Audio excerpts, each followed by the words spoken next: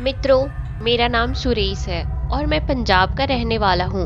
आज मैं आपको मेरे मित्र के साथ घटी एक सच्ची घटना के बारे में बताने जा रही हूँ। मेरे मित्र का नाम दीपक है और हम बचपन से ही बहुत अच्छे दोस्त हैं और हम एक दूसरे से सारी बातें शेयर करते हैं। जब हम कॉलेज में आए थे तब दीपक की सगाई हो गई थी। वो उसकी मंगेतर से, जिसका नाम हीना था, से बहुत प्यार करता था और वो दोनों रात भर मोबाइल पर बातें करते रहते थे।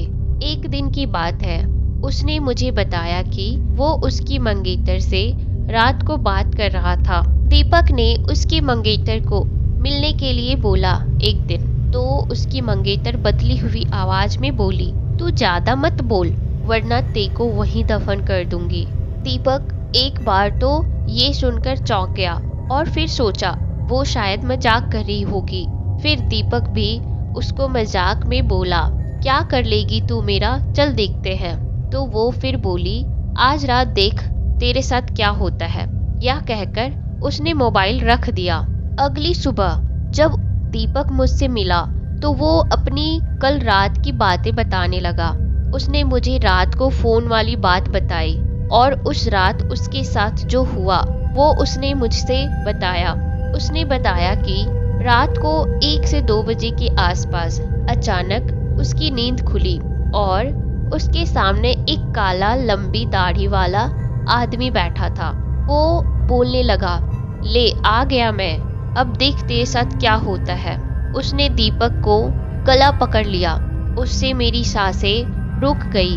दीपक ने उसी वक्त के सामने अल्लाह का नाम लेने लगे और नमाज पढ़ना शुरू कर दिया और वो उसके सामने से गायब हो गया।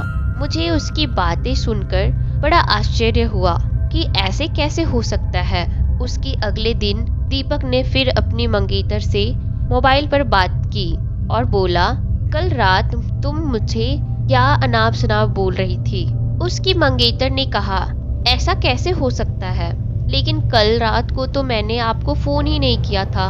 ये सुनकर दीपक के रोंगटे खड़े हो गए और उसने तुरंत फोन काट दिया।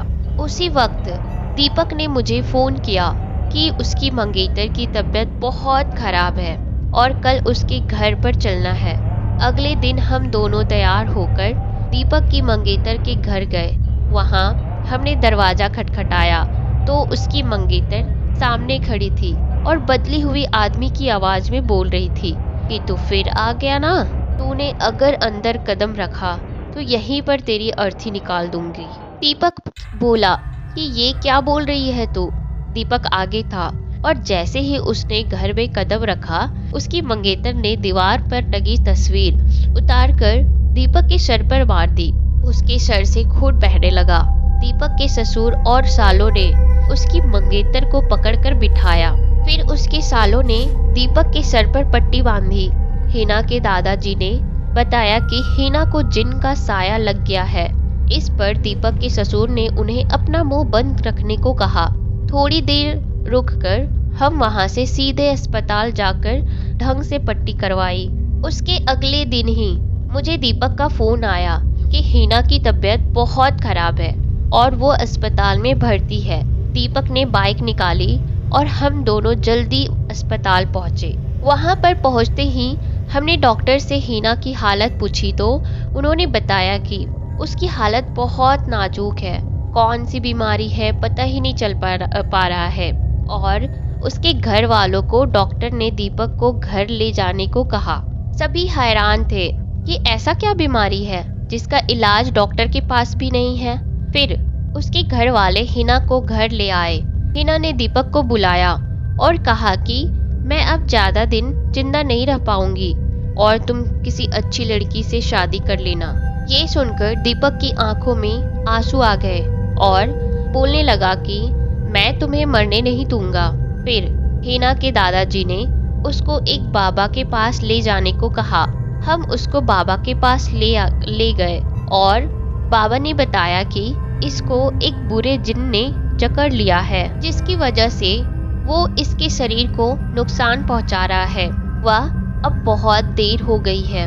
बाबा ने बताया कि इसका एक ही इलाज है यहाँ से 100 किलोमीटर दूर एक दरगाह है, वहाँ इसका इलाज हो सकता है। और बाबा ने बताया कि इसके साथ वही इंसान जाएगा जिसे वो सबसे ज्यादा चाहती है। दीपक ने कहा कि मैं चला जाऊंगा, मुझे बाइक भी चलाने आती है।